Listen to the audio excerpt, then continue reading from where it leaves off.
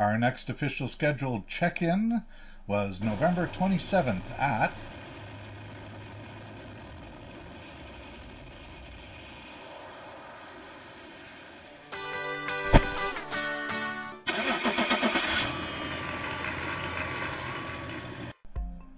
the Oaks at Point South Resort in South Carolina. It was early in the day, so we decided on a pit stop at a rest area to stretch our legs and relax a bit. It was such a nice day and such a nice rest area that we opted to stay there and have lunch and play some backgammon at one of the picnic tables. Yes, she whooped me again at the backgammon. We later scouted Google Maps for an overnight spot either in this area or closer to the RV park where we were headed, but couldn't seem to find anything. So we decided we would drive over and check to see if there was any overflow parking for folks who arrived the night before their scheduled time. When we got there, the note on the public posting board gave the impression that there was indeed no overflow parking available. So we decided to swing back to a spot near where we came in off the highway and get a coffee and a donut at the coffee shop on that corner as we contemplate what we're going to do next. On the way back to the coffee shop, we spotted a huge gravel parking lot in front of what looked like a defunct church. So we grabbed our coffees, then drove over there to drink them and get a feel for the spot. The lot had an okay feel to it, so we figured we'd stay there for the night. The worst that could happen is being asked to leave. The plan B, if that happened, was to go back to the spot near the coffee shop, which we noted while we were there.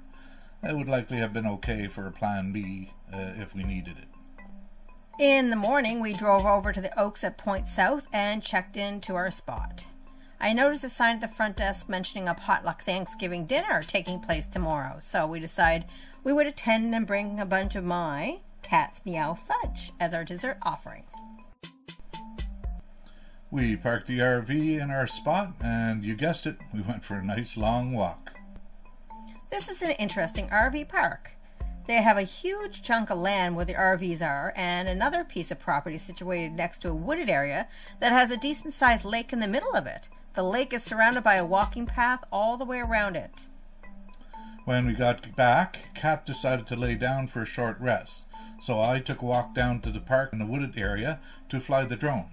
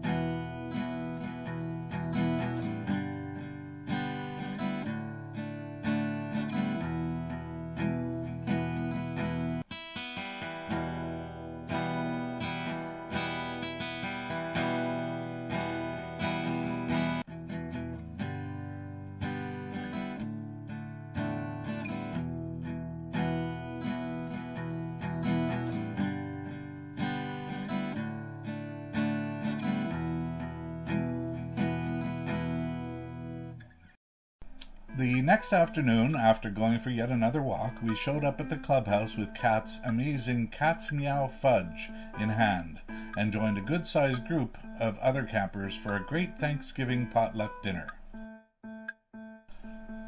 After socializing for a bit, we went back to the RV to grab the drone, then went for another walk.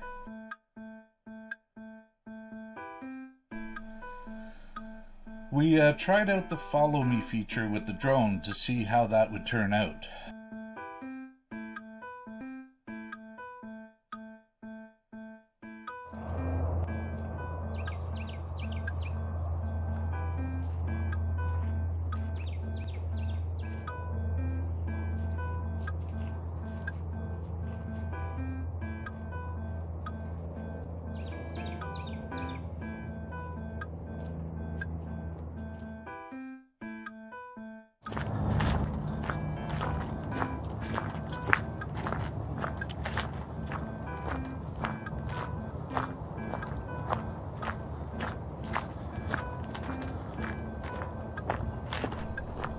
When we got back to the RV, some of the kids from the other campsites across the way came running over to say they had spotted some gators and turtles in the swamp.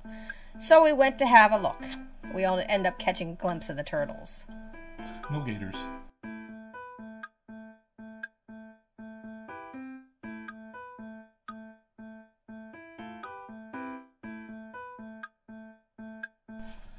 We later sat out by the fire and then hit the sack after that. We spent the next couple of days and nights doing pretty much the same thing, going for walks and sitting by the fire after supper.